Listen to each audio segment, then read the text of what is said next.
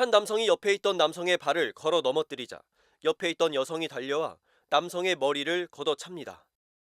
지난해 8월 이른바 불광동 대리기사 사커킥 사건으로 공분을 일으켰던 가해 부부에게 최근 징역형이 선고된 것으로 전해졌습니다.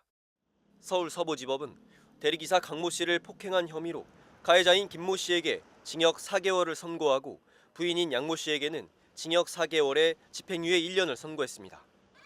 이들 부부는 지난해 8월 서울 불광동의 한 주차장에서 대리기사와 말다툼을 벌이다 아이를 밀쳤다는 이유로 욕설을 퍼붓고 물리적으로 폭행한 혐의를 받고 있습니다. 애가 와서 나한테 부딪혀. 애를 왜 때리겠어. 하지만 CCTV 확인 결과 부부의 주장과 달리 아이가 달려와 대리기사에게 부딪혀 넘어진 게 확인됐고 결국 이들 부부는 재판에 넘겨졌습니다.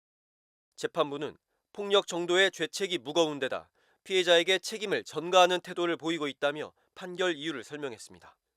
특히 피해자가 피고인들의 엄벌을 탄원하고 있고 피고인들이 공판기일에 나오지 않는 등 재판에 임하는 태도도 성실하지 못했다고 밝혔습니다. 또 피고인들이 다른 범죄로도 처벌받은 이력이 있었던 점도 양형에 고려했다고 덧붙였습니다.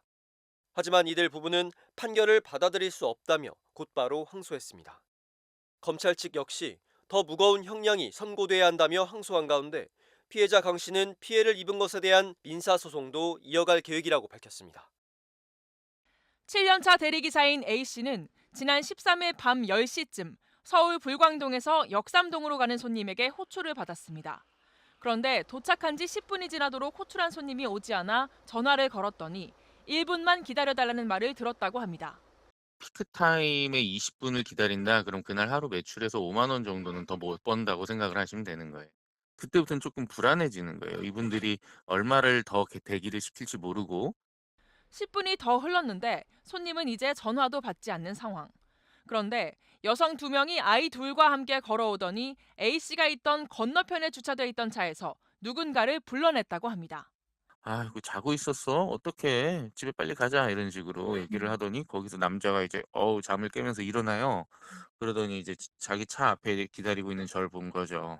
여기 계셨네요? 그러는 거예요. 다름 아닌 A씨를 호출한 남성이었습니다.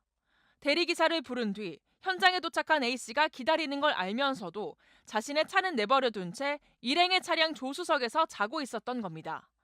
마침 호출이 한참 몰리는 시간대여서 손해를 봤다는 생각이 든 A씨는 남성에게 항의했습니다. 그러자 남성은 갑자기 낯빛이 바뀌며 화를 내기 시작했다고 합니다. 분위기가 험악해지자 함께 있던 일행이 A씨에게 사과하려 하는데 빨간 옷을 입은 여성과 옆에 있던 남성이 A씨를 툭툭 밀기 시작합니다.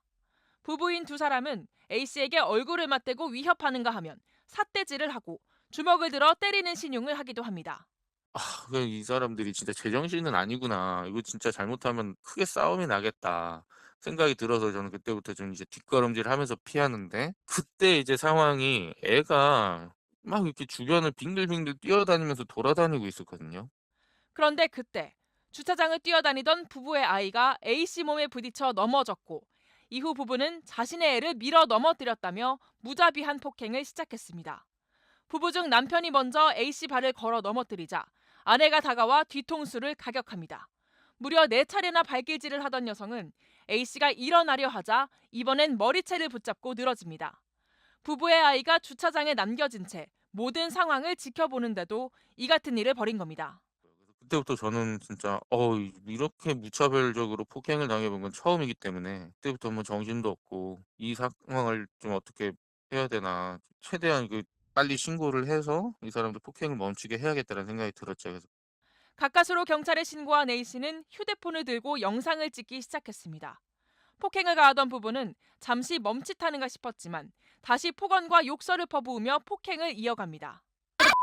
그래, 애들 보기 부끄러운 줄 알아. 내 걱정 여보 뒤질래? 너 오늘 마지막이야? 이거잖아. 찍기 전에는 잘 때리던데. 맞을래? 찍기 전에 잘 때려줘? 때리던데. 아 때려줘? 차분히 때려줘? 때리지 마.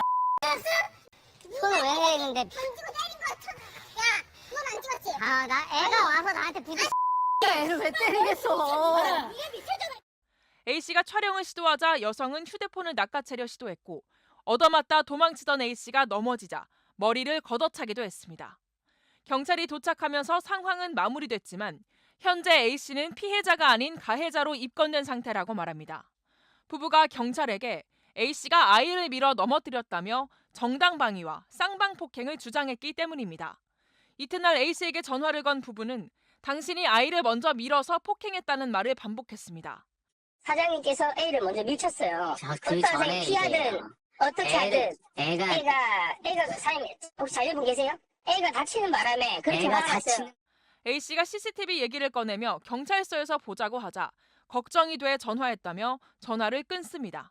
그래도 사장님 어젯밤에 저희도 술을 한 잔 먹었고 뭐 챙건 아니지만 술을 먹어서 대리를 불렀고 그런 불미스러운 일이 일어나가지고 그래서 걱정돼서 병원을 가셨다고 전화드린 거예요.